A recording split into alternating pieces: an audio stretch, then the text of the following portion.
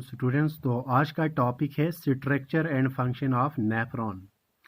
यानी आपको मैंने इससे पहले जो पढ़ाया था वो एक स्क्रूटरी सिस्टम पढ़ाया था किडनी के बारे में। तो मैंने आपको बताया था किडनी जो है हमारे ब्लड को मतलब प्यूरिफाई करने में, हमारे ब्लड में जितने भी इम्प्योरिटीज़ होती हैं, ठीक है, उसको साफ करती हैं किडनीज। लेकिन किडनीज के अंदर जो सबसे मेन चीज़ जो है वो जो हमारे ब्लड को प्यूरिफाई करता है वो है नेफ्रॉन। ठीक है, तो किडनीज के अंदर ऑलमोस्ट जो है 1 मिलियन नेफ्रॉन्स होते हैं। कितने? 1 मिलियन नेफ्रॉन्स होते हैं किडनी के अंदर। तो नेफ्रॉन को कहा जाता है structural and functional unit of kidney. क्यों कहा जाता है structural and functional unit of kidney? क्योंकि हमारा जो किडनी है, ठीक है, वो उसका स्ट्रक्चर जो है मतलब वो जो है नेफ्रॉन से मिलके बना है। यानी एक किडनी के अंदर 1 मिलियन नेफ्रॉन्स होते हैं। ठीक है, तो आप कह सकते हैं किडनी जो है वो नेफ्रॉन से ही मिलके बना है। और फंक्शनल यूनिट क्यों कहते हैं? फंक्शनल यूनिट इसलिए कहते हैं जो हमारा ब्लड है, जो इम्प्योर ब्लड है, उसकी जो सफाई जो किडनी के अंदर करता है वो नेफ्रॉन ही करते हैं। नेफ्रॉन ही जो है वो किडनी के अंदर होते हैं, तो इसीलिए फंक्शनल यूनिट ऑफ किडनी भी कहा जाता है। तो अगर हम देखेंगे ये नेफ्रॉन 1 मिलियन एक किडनी में होते हैं, तो दूसरी किडनी में भी 1 मिलियन, तो 2 मिलियन नेफ्रॉन्स अगर हम जोड़ दें तो हमारा 16 किलोमीटर का डिस्टेंस बन जाएगा। ठीक है, तो ये कुछ चीज़ें हैं, ये मैंने बताया आपको नेफ्रॉन के बारे में। तो ये मैंने यहाँ पे लिखा भी है। ठीक है, तो इसीलिए ज़्यादा डिस्टेंस कवर करते हैं, तो इसीलिए ये हाईली कॉइल्ड होते हैं हमारी किडनी के अंदर। ठीक है, तो ये हुआ आपको नेफ्रॉन के बारे में। सबसे इम्पॉर्टेंट जो है नेफ्रॉन के बारे में आपको ये चीज़ याद रखना है कि इसका स्ट्रक्चर और फंक्शन क्या है। ठीक है, तो मेन मुद्दे पे आते हैं हम। तो सबसे पहले मैं आपको समझाऊंगा इनका स्ट्रक्चर। ठीक है, तो स्ट्रक्चर की बात करेंगे नेफ्रॉन की, तो ये नेफ्रॉन का स्ट्रक्चर मैं आपको अभी बताऊंगा, एक्सप्लेन करूंगा, गौर से सुनना आप। अगर कुछ प्रॉब्लम है तो बता सकते हैं आप।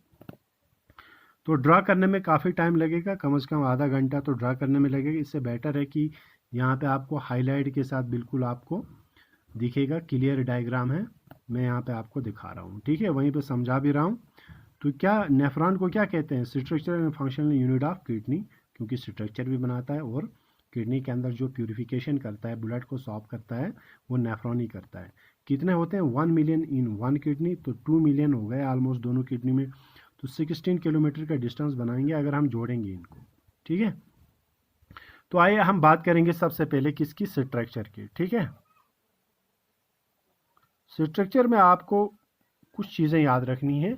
एक मैं यहाँ पे आपको हाईलाइट करूँगा, एक आपको बोमेंस कैप्सूल, ठीक है, दूसरा आपको याद रखना है इसमें ग्लूमेरुलस, ठीक है, तीसरा पॉइंट आपको इसमें लिखना है, याद रखना है लूप ऑफ हैनली। चौथा पॉइंट आपको याद रखना है, इसमें आपको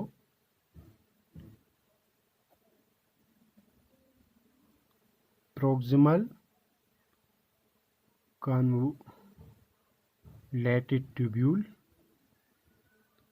ठीक है, जिसको हम शॉर्टकट में PCT लिखते हैं, प्रोक्सिमल कन्वोलेटेड ट्यूब्यूल। पांचवा पॉइंट आपको याद रखना है इसमें DCT, डिस्टल कन्वोलेटेड ट्यूब्यूल। ये नाम भी क्यों देते हैं ये भी मैं बताऊंगा आपको। ठीक है, और लास्ट में आपको याद रखना है कलेक्टिंग ट्यूब।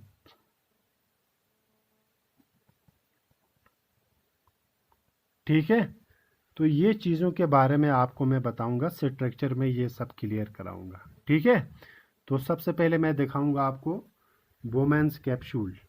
ठीक है, बोमेंस कैप्सूल क्या होता है, पहले स्ट्रक्चर के बारे में जानेंगे। यहाँ पे देखो आप, ठीक है, जो ग्रीन कलर आपको दिख रहा है यहाँ पे, ठीक है, ये जो ग्रीन कलर दिख रहा है कप शेपिड जो होता है, ठीक है, यही होता है आपका बोमेंस कैप्सूल। यहाँ ऊपर लिखा है, देखो क्या होता है, यही बोमेंस कैप्सूल। क्लियर? तो क्या होता है, ये कप शेपिड है, देखो आप दिख रहे हैं। ठीक है, तो ग्रीन कलर वाला आपका क्या है? बोमेंस कैप्सूल है। ठीक है, और जो रेड दिख रहे हैं बीच में, ठीक है, ये वाले, ठीक है, इसको बोलते हैं, पहले हम स्ट्रक्चर की बात कर रहे हैं, फंक्शन में बाद में बताऊंगा। इसको बोलते हैं ग्लूमेरुलस। क्या बोलते हैं? ग्लूमेरुलस, ठीक है। तो ये ग्लूमेरुलस है आपके। जो ग्रीन कलर है वो है बोमेंस कैप्सूल। तो ये लाल वाले जो हाईली कॉइलिड है, इसको बोलते हैं ग्लूमेरुलस, ठीक है। इन दोनों को मिला के हम बोलते हैं, यहाँ मैं आपको लिख दूंगा, इन दोनों को मिला के हम बोलते हैं रीनल कैप्सूल। क्या बोलते हैं? रेनल कैप्सूल, या बोलते हैं मालपीजियन बॉडी। ये याद रखना है आपको। क्या? बोमेंस कैप्सूल जो मैंने आपको दिखाया, ग्रीन कप शेपिड, ग्लूमेरुलस, ठीक होता है। ग्लूमेरुलस क्या होते हैं एक्चुअली? ये जो होते हैं रिच इन ब्लड कैपिलरीज, मतलब ब्लड कैपिलरीज ज़्यादा होती है, उनसे मिलके बना होता है, ठीक है, ठीक है। तो ब्लड कैपिलरीज से मिलके बना है ग्लूमेरुलस, ठीक है। बोमेंस कैप्सूल और ग्लूमेरुलस दोनों को मिला के हम बोलते हैं रीनल कैप्सूल, या बोलते हैं मालपीजियन बॉडी। दोनों में से सेम, कोई भी याद रखेंगे, ठीक है। तो अभी हम स्ट्रक्चर की बात कर रहे हैं, उसके बाद जाएंगे हम लूप ऑफ हेनली। थोड़ा छोड़ेंगे पहले, क्यों छोड़ेंगे मैं उसका रीज़न भी बताऊंगा। पहले बात करेंगे पीसीटी की, प्रोक्सिमल कन्वोल्यूटेड ट्यूब्यूल। यहाँ दिखा रहा हूँ मैं आपको, देखो ये वाला पार्ट, ग्रीन वाला पार्ट हमारा जो है क्या था? बोमेंस कैप्सूल था। उसके बाद नीचे जो क्वालिट पार्ट, ये पार्ट जो नज़र आ रहा है, इसी को बोलते हैं प्रोक्सिमल कन्वोल्यूटेड ट्यूब्यूल। प्रोक्सिमल का मतलब क्या होता है पता है? प्रोक्सिमल का मतलब होता है नियर, ठीक है, नियर होता है। और कन्वोल्यूटेड का मतलब होता है क्वालिट, और ट्यूब्यूल का मतलब यानी ट्यूब लाइक। क्लियर हुआ? प्रोक्सिमल कन्वोल्यूटेड ट्यूब्यूल क्यों बोला जाता है? प्रोक्सिमल का मतलब होता है जो नज़दीक हो, नज़दीक है ना ये बोमेंस कैप्सूल के, ठीक है, मालपीजियन बॉडी के नज़दीक है, तो इसको प्रोक्सिमल बोलते हैं, नियर। कन्वोल्यूटेड बोलते हैं जो क्वाइलिड हो, ठीक है, ट्यूब्यूल, ट्यूब लाइक, ठीक है, जो नज़दीक हो उसको बोलते हैं प्रोक्सिमल कन्वोल्यूटेड ट्यूब्यूल। उसके बाद ये हुआ प्रोक्सिमल कन्वोल्यूटेड ट्यूब्यूल भी क्लियर हुआ। अब ये भी क्लियर हुआ बोमेंस कैप्सूल और ग्लूमेरुलस भी। अब है डीसीटी, डिस्टल कन्वोल्यूटेड ट्यूब्यूल, ठीक है, डिस्टल कन्वोल्यूटेड ट्यूब्यूल बोलते हैं, ये वाला है डिस्टल का। ये काफ़ी, इससे क्या है, काफ़ी दूर है, तो इस तरह डिस्टल का मतलब होता है डिस्टेंस, काफ़ी दूर होता है। कन्वोल्यूटेड का मतलब क्वाइलिड, ट्यूब्यूल का मतलब ट्यूब, ठीक। तो इसमें क्या फर्क है? प्रोक्सिमल नज़दीक हो, डिस्टल हो गया दूर रहना, ठीक है। आप देखो डीसीटी और पीसीटी के बीच में ये यू वाला स्ट्रक्चर दिख रहा है आपको, ये यू शेपिड, ये वाला यू शेपिड, यहाँ से ये क्वालिड खत्म हो गया। अब यहाँ से ये यू शेपिड जो आपको दिख रहा है, ठीक है, इसको बोलते हैं लूप ऑफ हेनली। क्या बोलते हैं? Loop of Henley. यहाँ मैंने लिखा है, देखो, लूप ऑफ हेनली। एक है डिसेंडिंग, डिसेंडिंग का मतलब नीचे की तरह जा रहा है, और एक जा रहा है ऊपर की तरह, तो उसको क्या लिखेंगे? असेंडिंग। क्लियर हुआ? तो एक होता है लूप ऑफ हेनली, क्या होता है? दोनों जो है डिस्टल और प्रोक्सिमल कन्वोल्यूटेड ट्यूब्यूल के बीच में होता है। देखो, एक ये हुआ डिस्टल, ये हुआ कन्वोल्यूटेड, प्रोक्सिमल, ये प्रोक्सिमल हुआ, ये डिस्टल हुआ। इनके बीच में जो ये यू शेप नज़र आता है, इसको बोलते हैं लूप ऑफ हेनली। एक होता है डिसेंडिंग, नीचे की तरह जा रहा है, असेंडिंग हो गया ऊपर की तरह जाना, ठीक है, ये हुआ loop of Henley. Clear? Loop of Henley दोनों जो है प्रोक्सिमल और डिस्टल कन्वोल्यूटेड ट्यूब्यूल के बीच में यू शेप होता है। अभी आपको मैंने दिखाया कौन सा शेप, ये यू शेप दिखता है आपको जो, ठीक है, यू शेप जो दिख रहा है, ठीक है, यही है लूप ऑफ हेनली। डिसेंडिंग बोलते हैं नीचे जा रहा है ना, घटती हुई तरतीब, जैसे आप मैथमेटिक्स में करते हैं। असेंडिंग ऊपर की तरह जा रहा है। और लास्ट में है कलेक्टिंग ट्यूब, ठीक है, ये वाला कलेक्टिंग ट्यूब है, यहाँ पे लास्ट में जो है वेस्ट मटेरियल कलेक्ट होता है, इसीलिए हम इसको बोलते हैं वो ट्यूब्स जहाँ पे ये कलेक्ट हो जाता है, जमा हो जाता है, ठीक है। तो ये तो हुआ इनका स्ट्रक्चर, ठीक है। अब स्ट्रक्चर में दो और है, एक कॉर्टेक्स है, एक मीड्यूला है। कॉर्टेक्स ऊपर वाले पोर्शन को बोलते हैं, जैसे हमारे बॉडी में हेड पोर्शन कॉर्टेक्स हुआ, मीड्यूला नीचे वाला पार्ट, ठीक है। जैसे प्लांट्स में ब्रांच, उसको आप कह सकते हैं कॉर्टेक्स, और नीचे वाला पार्ट जो है वो मीड्यूला है। इसी तरीके से इसमें भी ऊपर और नीचे वाला पार्ट होता है। तो ये तो हुआ इनका स्ट्रक्चर। अब फंक्शन क्या है? फंक्शन सबसे मेन चीज़ है इसमें। देखो तो यहाँ कलेक्टिंग ट्यूब, तो ये चीज़ें होती हैं। बोवेन्स कैप्सूल मैंने अभी बताया, ग्लोमेरुलस के बारे में भी बता दिया, ठीक है, लूप ऑफ हेनली के बारे में बता दिया, प्रोक्सिमल कन्वोल्यूटेड ट्यूब्यूल डिस्टल दोनों कलेक्टिंग ट्यूब। अब हम पढ़ेंगे फंक्शन के बारे में, ठीक है। हमारा जो है डर्टी ब्लड जो है कौन कैरी करता है, जैसे कॉमन सी बात है, हमारी जो है उसको बोलेंगे आर्टरी। तो कौन सी artery?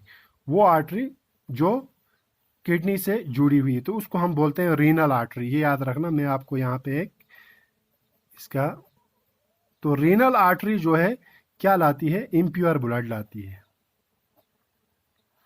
Impure blood. Renal, renal क्यों बोलते हैं? रीनल इसलिए बोलते हैं, renal it is related to kidney, kidney को बोलते हैं रीनल, तो इसीलिए हम इसको रीनल आर्टरी बोलते हैं। तो रीनल आर्टरी जो है वो क्या लाती है? इम्प्योर ब्लड लाती है। अब आर्टरी का क्या हो जाएगा? आर्टरी का फर्दर डिवीजन हो जाएगा, ठीक है। आर्टरीज के बाद में फर्दर डिवीजन हो जाते हैं, तो इसी को हम बोलते हैं आर्ट्रियोल्स। क्या बोलते हैं? आर्ट्रियोल्स। जैसे वेन्स के डिवीजन हो जाते हैं तो विन्यूलस, ठीक है। तो आर्टरीज जो है ये लार्ज आर्टरी थी, जैसे फॉर एग्जांपल आप कह सकते हैं मेन आर्टरी, ठीक है, मेन आर्टरी से ब्लड। अब जो है ये छोटे छोटे डिवाइड हो गए, ठीक है, तो इसको हम बोलते हैं आर्ट्रियोल्स, ठीक है। तो यहाँ पे मैं दिखाऊंगा कैसे एंटर होता है ब्लड हमारे नेफ्रॉन में, यानी हमारे किडनी में। ये देखो, यहाँ से देखो, फ्रॉम रीनल आर्टरी यहाँ से ब्लड आ रहा है, देखो। तो ब्लड जाके जो है हमारा जहाँ से जो स्टार्टिंग होता है, ठीक है, तो उसको बोलते हैं एफेरेंट, ए से आता है। यहाँ देखो एफेरेंट, एफेरेंट आर्टियोल। आर्टियोल किसको बोलते हैं? आर्टरी के डिवीजन को आर्टियोल बोलते हैं, ठीक है। ये देखो, फिर उसके बाद यही मैंने आपको बताया था, ये लाल लाल जो पार्ट है इसको क्या बोलते हैं? ग्लोमेरुलस, ठीक है। ग्लोमेरुलस क्या होता है? Rich in blood capillaries. तो यहाँ पे मेन फिल्ट्रेशन होता है ब्लड का, ठीक है। अब यहाँ से फिल्ट्रेशन हो जाता है, ठीक है। वो लास्ट पार्ट उसको क्या बोलते हैं? एफेरेंट आर्ट्रियोल, जहाँ से बाहर आता है। ये एफेरेंट लास्ट वाला पार्ट है, ये एफेरेंट ए से आता है, ये ई से आता है एफेरेंट, ठीक है। तो ये याद रखना। तो यहाँ से ब्लड एंटर हो जाता है, ये तो आर्टरी है, लार्ज आर्टरी से डिवीजन होके स्मॉल आर्टरी में जाएगी। तो स्मॉल आर्टरी क्या है? आर्ट्रियोल्स। आर्ट्रियोल्स के थ्रू जो होते हैं, जैसे मैंने कहा ग्लोमेरुलस में जो है फिल्ट्रेशन होता है, वहाँ पे ब्लड में जो भी पार्ट है वो फिल्टर होके किस में गिर जाएगा? कॉमन सी बात है, उसके नीचे ग्रीन पार्ट जो है, ग्रीन पार्ट क्या है? ग्रीन पार्ट जो है बोवेन्स कैप्सूल है, तो वहाँ पे गिर जाएगा। और कुछ पार्ट जो है यहाँ से चला जाएगा। तो ये सब जो है क्या है? ब्लड कैपिलरीज हमारे, ठीक है, तो उसमें चला जाएगा। ये देखो यहाँ से जा रहा है, आधा फिल्टर होके कहाँ गिरेगा? बोवेन्स कैप्सूल में गिरेगा, ठीक है। तो बोवेन कैप्सूल से किस में जाएगा? अब ये जाएगा हमारे ट्यूब में, ठीक है, यानी हमारे नेफ्रॉन के ट्यूब में चला जाएगा। इसको हम ट्यूब्यूल्स बोलते हैं, ट्यूब है ना। तो किस ट्यूब में जाएगा? प्रोक्सिमल कन्वोल्यूटेड ट्यूब्यूल में, ठीक है। तो इसमें क्या क्या होगा, यानी जो ब्लड फिल्ट्रेट आउट होके इसमें गिर गया बोवेन्स कैप्सूल में, ठीक है, इसमें क्या क्या चीज़ें होती हैं? देखो इसमें क्या होता है, इसमें एक तो होता है, आप कह सकते हैं ग्लूकोज, ठीक है, जो ज़रूरी होता है ब्लड के लिए। अमाइनो एसिड्स होते हैं, अमाइनो एसिड्स। और क्या हो सकता है? साल्ट्स हो सकते हैं, वाटर हो सकता है, और यूरिया वेस्ट जो होता है। तो ये चीज़ें जो है फिल्टर होके कहाँ पे गिर जाती हैं? ये चीज़ें जो है डायरेक्ट जो है बोवेन्स कैप्सूल में मतलब फिल्ट्रेट आउट होके गिर जाती हैं। यहाँ पे मैं दिखाऊंगा आपको, देखो यहाँ से इम्प्योर ब्लड आ रहा है, ठीक है, एक मिनट। ये इम्प्योर ब्लड यहाँ से आ रहा है, ठीक है, ये देखो यहाँ से आ रहा है इम्प्योर ब्लड। तो यहाँ पे जो है फिल्ट्रेशन, क्योंकि ग्लोमेरुलस है, ठीक है, रिच इन ब्लड के लिए, तो यहाँ से फिल्टर होके बोवेन्स कैप्सूल में, तो ये कैरी करेगा इसको, यहाँ से कैरी करेगा। क्या क्या है इसमें? ग्लूकोज है, इसमें अमाइनो एसिड है, साल्ट्स हैं, वाटर है, यूरिया। तो क्या होता है यहाँ पे, ये धीरे धीरे जो होते हैं ये पहुंच जाएगा कहाँ? लूप ऑफ हेनली में। लूप ऑफ हेनली में रीअब्जॉर्प्शन होता है। रीअब्जॉर्प्शन का मतलब ये दोबारा से वापस ब्लड में एब्जॉर्ब होते हैं। यहाँ पे देखो इनके साथ क्या जुड़े हैं, ये लाल वाले दिख रहे हैं, ये लाल वाले ब्लड कैपिलरीज हैं। तो ब्लड कैपिलरीज इनके साथ जुड़े होते हैं ट्यूब के साथ। ये देखो ट्यूब के साथ ब्लड कैपिलरी जुड़े होते हैं। तो ट्यूब के साथ, ट्यूब में जो अमाइनो एसिड्स है, वाटर है, ठीक है, बहुत सारे साल्ट्स होते हैं, वो एब्जॉर्ब होता है, ठीक है। लेकिन एक चीज़ एब्जॉर्ब नहीं होता है, वो यूरिया एब्जॉर्ब नहीं होता है, बाकी सब ये एब्जॉर्ब करता है। तो एब्जॉर्ब करने के बाद किस में पहुंच गया, ब्लड में पहुंचा, ठीक है। तो जो एब्जॉर्ब नहीं हो रहा है यूरिया, तो ये वो यहाँ से चला गया, देखो यहाँ पे, ठीक है, यूरिया एब्जॉर्ब नहीं हुआ। आप पूछते हैं डिस्टल कन्वोल्यूटेड ट्यूब्यूल में, डिस्टल कन्वोल्यूटेड ट्यूब्यूल में जो है फिर से जो चीज़ ज़रूरी होती है वो यहाँ पे एब्जॉर्ब होता है, कुछ साल्ट्स एब्जॉर्ब हो जाते हैं फिर से दोबारा से, ठीक है, ब्लड में, ट्यूब्यूल में, ये ब्लड कैपिलरीज में। लेकिन जो चीज़ें ज़रूरी नहीं होती हैं, यानी जैसे हमारा यूरिन है, वो यहाँ से चला जाएगा बाहर। तो यहाँ कलेक्टिंग डक्ट होती है, ट्यूब्यूल होती है, वो इसको क्या करेगी, कलेक्ट करेगी और बाहर फेंक देगी। मतलब कहने का मतलब ये अब यूरिट्रा में चला जाएगा हमारे, ठीक है, यूरिटर में। तो यूरिटर से हमारे यूरिनरी ब्लैडर, फिर यूरिथ्रा से जो है वो बाहर आएगा। ये मैंने आपको पहले बता दिया था, वो जब एक्सक्रीटरी सिस्टम पढ़ते हैं, ठीक है। तो यहाँ से क्या हो जाता है, मैंने फिर से बताऊंगा, लूप ऑफ हेनली, इसमें सभी चीज़ें एब्जॉर्ब होती हैं यूरिया को छोड़ के, ठीक है। तो क्या होता है, यहाँ से फिर धीरे धीरे जब ये पास होता है, इसमें कुछ साल्टस और यहाँ पे एब्जॉर्ब होते हैं डिस्टॉर्ट कन्वर्टेड ट्यूब्यूल में, और यूरिया विच कंटेन्स यूरिन, तो वो यहाँ पे चला जाता है, कलेक्टिंग डब इसको कलेक्ट करता है और फिर यहाँ पे जमा होके यूरेटर के थ्रू यूरिनरी ब्लैडर में, फिर यूरिथ्रा से बाहर आ जाता है यूरिन, ठीक है। अब जो साफ है, साफ ब्लड है जो है, वो हमारे रीनल वेन से चला जाएगा, ठीक है।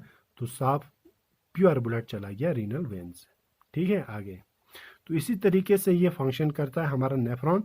अगर फिर भी कुछ प्रॉब्लम रहा होगा मुझे बता देना, ठीक है। ओके, टेक केयर, अल्लाह हाफिज़।